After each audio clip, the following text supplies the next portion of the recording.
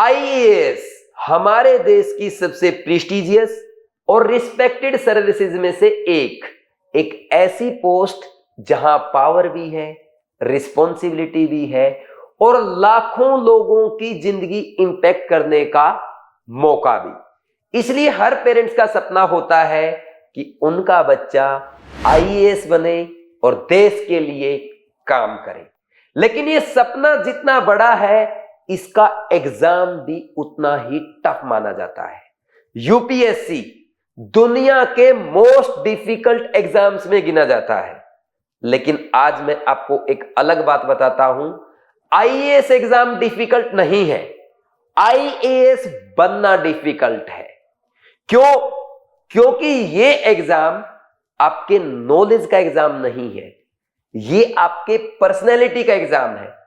और इसी कारण से आपने देखा होगा बहुत सारे लोग सालों तक प्रिपरेशन करते रहते हैं, नॉलेज भी होती है, इंटेलिजेंट भी होते हैं, लेकिन सिलेक्ट नहीं हो पाते। और कुछ लोग अपने फर्स्ट अटेम्प्ट में ही आईएएस बन जाते हैं।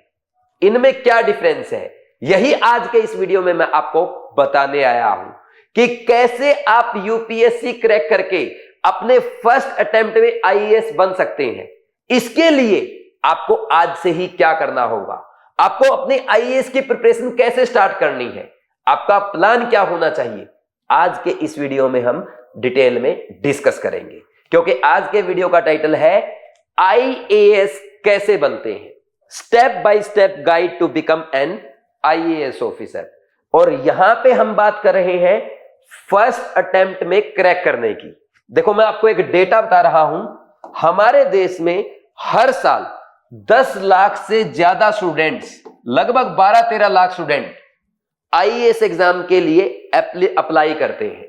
और उनमें से सिर्फ 150 to 180 स्टूडेंट्स ऐसे होते हैं जो आईएएस बन पाते हैं। और अगर मैं बात करूं ऐसे आईएएस जो अपने फर्स्ट अटेम्प्ट में बन जाते हैं, वो इनमें से मुश्किल से 10 to 20 रहते हैं। अगर आपको इनमें आना है जो अपने पहले अटेम्प्ट में आईएएस क्रैक कर जाते हैं, तो आपको ना कि ओनली वीडियो कंप्लीट देखना है, बल्कि आज से और अभी से जो बातें मैं इस वीडियो में बताऊंगा उनको फॉलो भी करना है। तो स्टार्ट करते हैं आज का वीडियो। सबसे पहले, who is an IAS officer? IAS की फुल फॉर्म है इंडियन एडमिनिस्ट्रेटिव सर्विसेज और हिंदी में भारतीय प्रशासनिक सेवा। अब आईएएस ऑफिसर क्या होते हैं? ये डिस्ट्रिक्ट कलेक्टर हो सकते हैं, डिस्ट्रिक्ट मजिस्ट्रेट हो सकते हैं, या स्टेट एडमिनिस्ट्रेशन में हो सकते हैं, या सेंटर ऑफ गवर्नमेंट में भी हो सकते हैं। ठीक, फिर आईएएस गवर्नमेंट पॉलिसीज बनाते हैं और उनको ग्राउंड लेवल पे इंप्लीमेंट करवाने की रिस्पॉन्सिबिलिटी भी इन्हीं की होती है। नेक्स्ट, ये इंडिया की सबसे प्रेस्टिजियस और पावरफुल गवर्नमेंट पोजीशन है। कितनी पावरफुल है, नेक्स्ट स्लाइड पे मैं आपको बताता हूं। भाई, डिस्ट्रिक्ट में लॉ एंड ऑर्डर मेंटेन कराना है, डेवलपमेंट कराना है, सारी पॉलिसीज इंप्लीमेंट करना है, ये सारी रिस्पॉन्सिबिलिटी एक आईएएस ऑफिसर की होती है। अब हम बात करते हैं power and responsibilities of N IAS officer. District administrative control करता है, जैसे आपने सुना होगा डीसी या डीएम होते हैं डिस्ट्रिक्ट में, तो ये पूरा जो डिस्ट्रिक्ट का एडमिनिस्ट्रेशन है उसको कंट्रोल करते हैं। और इनके पास इतनी पावर होती है, अगर सीएम और पीएम भी डिस्ट्रिक्ट में आना चाहे तो डीसी से परमिशन लेनी पड़ती है। अगर डीसी परमिशन ना दे, सीएम और पीएम भी उस डिस्ट्रिक्ट में एंटर नहीं कर सकते हैं। और आपने देखा होगा इलेक्शन के टाइम पे प्रधानमंत्री जी भी डीएम के सामने जाकर के खड़े होते हैं, जब वो अपना इलेक्शन के लिए नॉमिनेशन करते हैं, जाके खड़े होते हैं, अपना उनको फॉर्म देते हैं, और डीसी या डीएम जिनको हम बोलते हैं वो अपनी चेयर पे बैठे रहते हैं। ये पावर है एक आईएएस ऑफिसर की।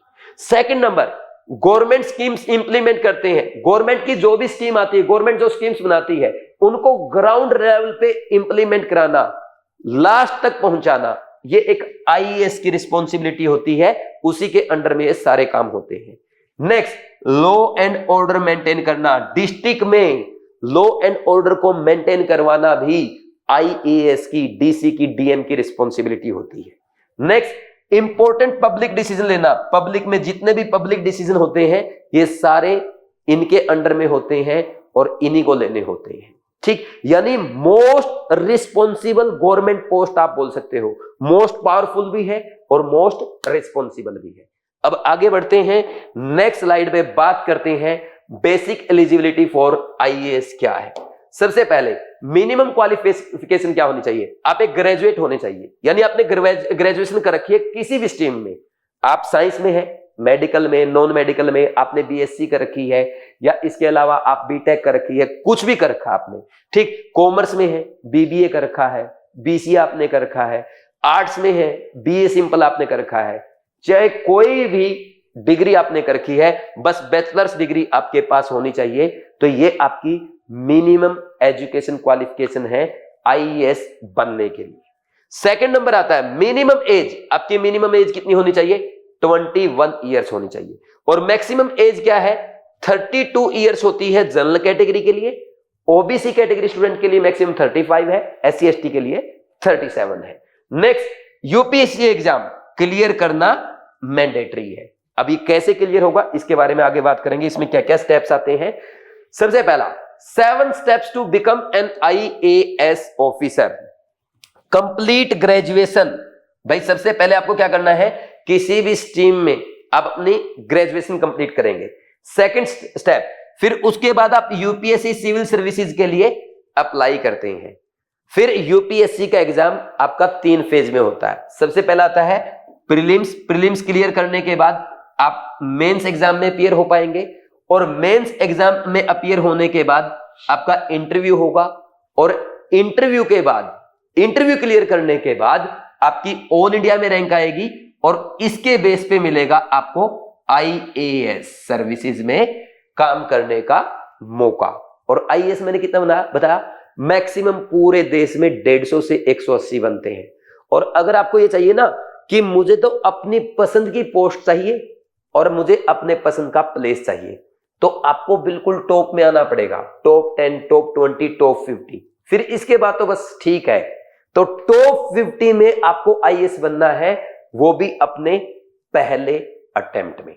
उसके लिए जैसे कि मैंने बोला कि भाई ये जो एग्जाम है ये आपके नॉलेज का, आपकी इंटेलिजेंस का एग्जाम नहीं है, क्योंकि नॉलेज और इंटेलिजेंस वाले तो लाखों स्टूडेंट्स दिल्ली में प्रिपरेशन कर रहे हैं, लेकिन बनते कितने हैं? हर साल लेस देन 1000, 700-800 यूपीएससी क्वालिफाई करते हैं, उनमें से सिर्फ 150 से 180 बन पाते हैं। ऐसा क्यों? तो उनके कैरेक्टर्स है जो आप में होना चाहिए। सबसे पहला, पर्सनैलिटी अगर आपकी अच्छी होगी ना तभी आप आईएएस बनेंगे, नहीं प्रिपरेशन कितनी कर दो। तो आईएएस बनने के लिए आपके कैरेक्टर में मोस्ट इंपॉर्टेंट है डिसिप्लिन। डिसिप्लिन का मतलब ये होता है जो जरूरी है वो करें, ना कि जो आपका मन करे वो। Second, consistency. आईएएस की प्रिपरेशन कोई 1-2 साल की प्रिपरेशन नहीं है, आपको पूरा मेहनत करनी पड़ती है 6-7 साल तक अच्छे से। Third, curiosity. हर चीज के बारे में जानना, क्यों, ऐसा क्यों, न्यूज पढ़ना, सोसाइटी के बारे में जानना, पॉलिटिक्स में इंटरेस्ट रखना, इंटरनेशनल मीडिया में जो चल रहा है, इंटरनेशनल लेवल पे जियो पॉलिटिक्स जो है उसके बारे में पता होना। इसके बाद फोर्थ कैरेक्टर आता है डिसीजन मेकिंग। आपकी डिसीजन मेकिंग जितनी स्ट्रांग होगी आपको इंटरव्यू में उतने ही ज्यादा मार्क्स मिलेंगे। ये इंटरव्यू में बहुत ज्यादा काम आती है। और इसके साथ साथ मैं आपको एक कोट बोलता हूं, नो डिसीजन इज राइट और wrong, take a strong one. ये नोट कर लेना अगर आईएएस बनना है। अगर आपने ठान लिया मैं आईएएस बनने जा रहा हूं, तो ये डिसीजन आपको ये नहीं सोचना कि मैंने सही डिसीजन लिया या गलत लिया, बस स्ट्रांग होना चाहिए। यस, मुझे आईएएस बनना, देश की सेवा करनी है, तो लिख लो note, no decision is right और wrong, take a strong one. और साथ में जब आप मेहनत करेंगे आपको दिखेगा यार बहुत ज्यादा पढ़ना पड़ रहा है, यार बहुत ज्यादा एग्जॉस्टिव पढ़ाई है, यार थकान होती है, यार मन नहीं करता, छोड़ दो बीच में। उस टाइम मेरी एक बात याद करना, hard work is temporary, regret is permanent. ये 2 कोट आपके आईएएस जर्नी में सबसे ज्यादा काम आने वाले हैं। Next, emotional stability. 5th character आपका, आप इमोशनली स्टेबल होने चाहिए। पैनिक नहीं होना चाहिए, क्योंकि कितनी भी क्रिटिकल सिचुएशन एक आईएएस के सामने आ सकती है, डीसी के सामने आ सकती है। हजारों की संख्या में लोग हड़ताल करने आ गए और आप वहां पे घबरा गए, नहीं, उनसे बात करनी है, उनकी प्रॉब्लम रिजॉल्व करनी है, उस सिचुएशन में आपको प्रॉब्लम को सॉर्ट आउट करना है। फिर नेक्स्ट आता है पेशेंस। आईएएस बनने के लिए मोस्ट इंपॉर्टेंट है पेशेंस होना चाहिए। अगर पेशेंस नहीं होगा तो कहीं ना कहीं आप फिर हार मान जाएंगे, आप फेल हो जाएंगे। कम्युनिकेशन स्किल्स, कम्युनिकेशन स्किल्स अच्छी होनी चाहिए। आपको बोलना आना चाहिए, अपनी बातों को स्ट्रेट बोलना, अपनी बातों को क्लियर बोलना, ये आपकी इंटरव्यू में हेल्प करेगा। और जो आपके थॉट्स है उनको क्लैरिटी के साथ लिखना आना चाहिए, ये आपका एग्जाम क्वालिफाई करने में हेल्प करेगा। खास करके आपके मेंस एग्जाम में जब आप मेन सब्जेक्ट अपना लेते हैं उसमें बहुत ज्यादा फायदेमंद होता है, वो आपके मार्क्स बढ़ाने का काम आता है। फिर आता है सेल्फ कंट्रोल, एडिक्शन से बचना है। ये नहीं कि मोबाइल चलाते रहेंगे और आप आईएएस बन जाएंगे, रील्स देखेंगे, इंस्टाग्राम से कोई आईएएस नहीं बनता है। मोबाइल आपको साइड में रखना पड़ेगा। आपकी जो ये जर्नी है इसमें कोई डिस्ट्रैक्शन नहीं होना चाहिए। अवेयरनेस, आपको अवेयर होना चाहिए हर चीज के बारे में। साइंस में क्या चल रहा है, टेक्नोलॉजी में क्या नया आया है, अभी स्पेस मिशन में क्या चल रहा है, अभी दुनिया में क्या चल रहा है, हमारे समाज में क्या चल रहा है, इसके बारे में आपको अवेयर होना चाहिए।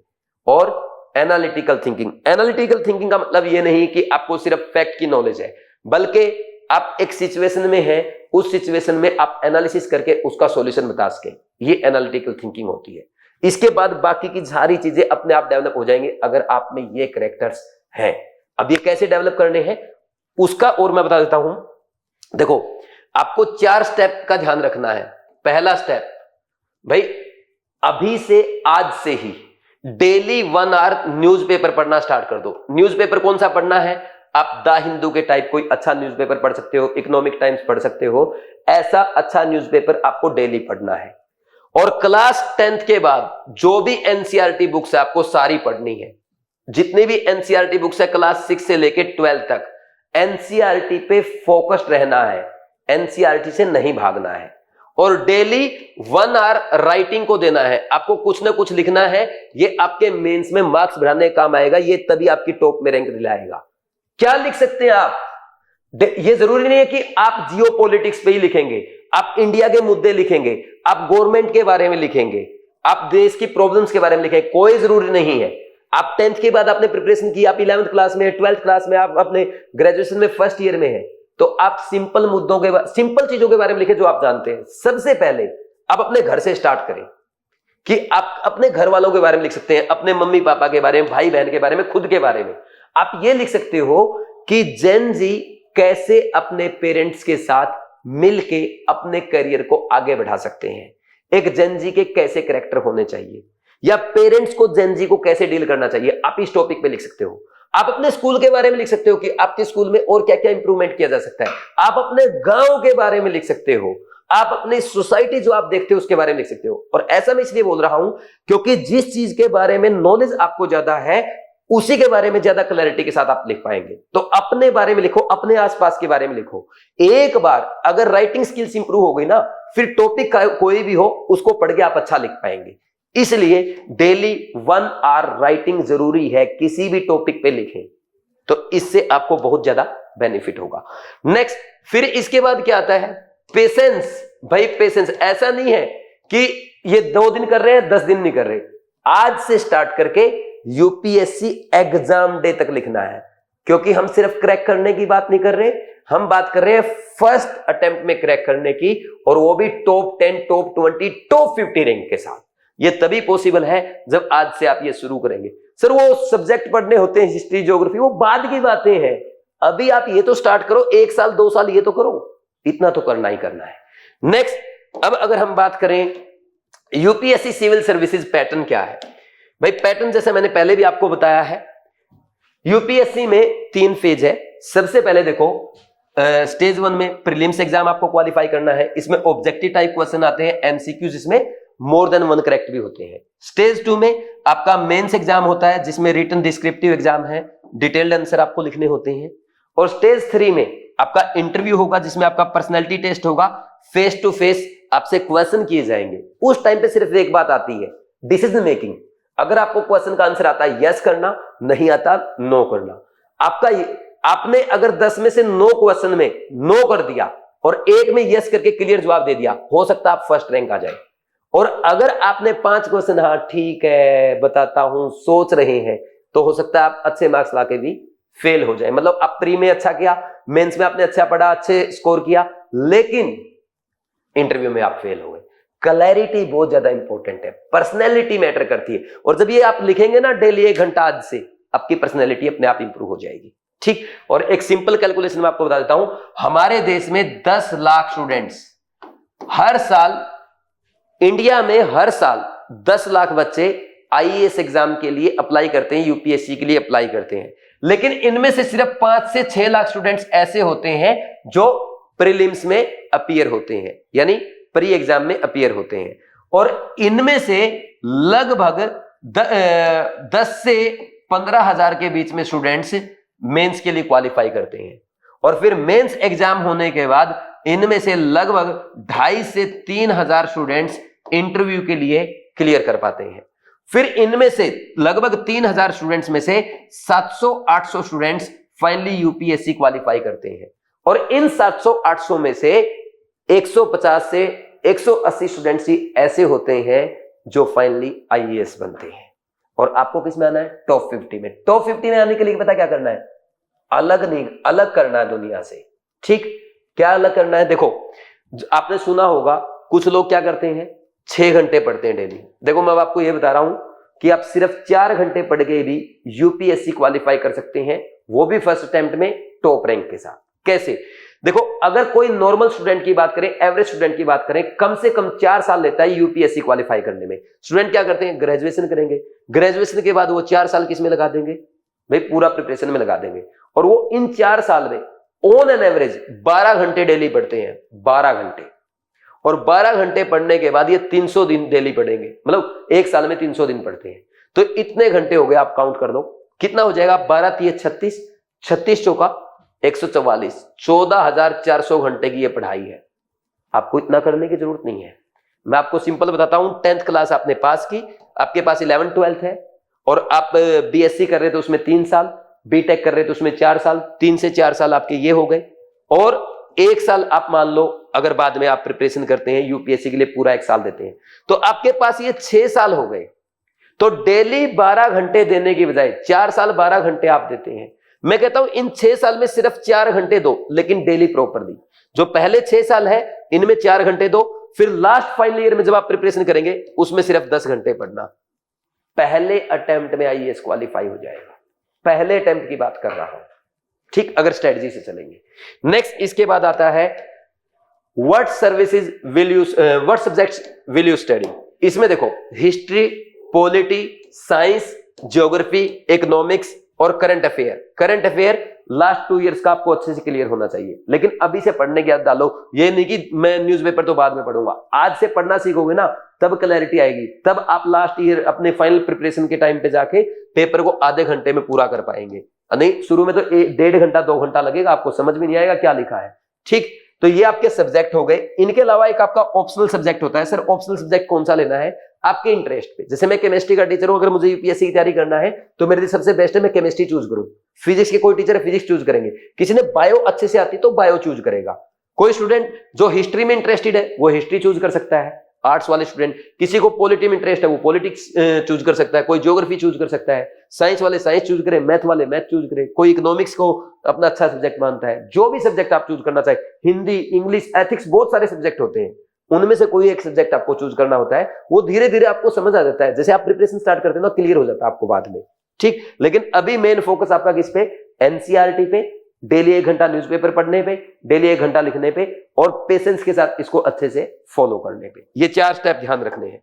नेक्स्ट इसके बाद, how many years to become an IAS. देखो, after class 10th choose any stream. कोई भी स्ट्रीम आपने चूज की, साइंस, कॉमर्स, आर्ट्स, कैसे चूज करना है ये ऑलरेडी मैं इस यूट्यूब चैनल पे डिटेल में आपको बता चुका हूं। ये बताया था क्लास 10th के बाद आपके पास क्या क्या ऑप्शंस है, आपको सही स्ट्रीम चूज कैसे करना है, आपके लिए बेस्ट स्ट्रीम कौन सी है, और अगर आप साइंस में जा रहे हैं तो पीसीएम में आपके लिए क्या क्या अपॉर्चुनिटीज है, पीसीबी में क्या क्या अपॉर्चुनिटी है, ये डिटेल में मैं 4 वीडियो ऑलरेडी अपलोड कर चुका हूं। ठीक, तो वो देख लेना। तो सबसे पहला काम क्या हो गया? आईएएस बनने के लिए आपको क्लास 10th के बाद कोई भी स्ट्रीम चूज करनी है, साइंस, कॉमर्स, आर्ट्स, जो आपका मन करे। फिर उसके बाद आपकी क्लास कंप्लीट हो जाएगी, फिर क्लास 12th कंप्लीट हो जाएगी, 3-4 साल की आपकी ग्रेजुएशन होगी। फिर देन आप प्रिपरेशन करेंगे यूपीएससी के लिए 1 या 2 साल मैक्सिमम। मैं तो कहता हूं अगर आपने ये अपने 11th 12th और ये 3-4 साल अच्छे से पैरेलल यूटिलाइज कर दिया तो पहले 1 ही साल में आप यूपीएससी क्रैक कर देंगे अच्छे से। ठीक, फिर आपका टोटल टाइम कितना है? 5 to 6 ईयर्स आ गए आपके अपना एम अचीव करने के लिए। ये 6 साल परसिस्टेंसी के साथ, कंसिस्टेंसी के साथ, अपना पूरा फोकस के साथ और पूरे पेशेंस के साथ लगे रहो, आराम से क्वालिफाई हो जाएगा पहले अटेम्प्ट में। ठीक, जैसे मैंने ऊपर बताया था। नेक्स्ट, इसके बाद benefits of becoming an IAS officer. Benefits क्या क्या है? रिस्पेक्ट बहुत ज्यादा है एक आईएएस की सोसाइटी में। आपने सुना होगा ना बचपन से, मम्मी क्या कहती है? मेरा बेटा आईएएस बनेगा, नहीं मेरा बेटा डीसी बनेगा। कभी आपने किसी को कहते सुना पेरेंट्स को, हमारा बच्चा बचपन में जब छोटे रहते हैं तहसीलदार बनेगा, थानेदार बनेगा, जज बनेगा? नहीं, सब क्या कहते हैं? डीसी बनेगा। इतनी ज्यादा रिस्पेक्ट है इसकी, इस पोस्ट की। हाईएस्ट रिस्पेक्टेड पोस्ट है। मेरे जितने भी फ्रेंड्स है ना, मेरे ए क्लास ऑफिसर भी फ्रेंड है, बी क्लास ऑफिसर भी फ्रेंड है, सब पता क्या कहते हैं? बोला देश में पोस्ट तो एक ही है और वो है डीसी की पोस्ट। अब आप समझ सकते हैं उससे कितनी ज्यादा वैल्यू है इसकी। Next, unmatched job security.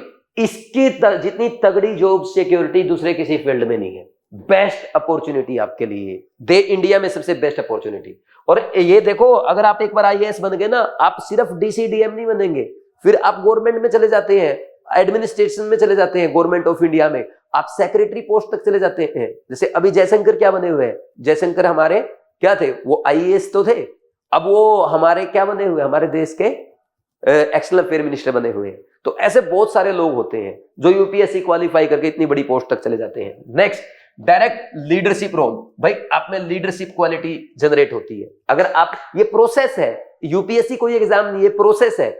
अगर इस प्रोसेस को आपने अच्छे से फॉलो किया, लीडरशिप क्वालिटी अपने आप आएगी और जो लीडर है वही आईएएस है।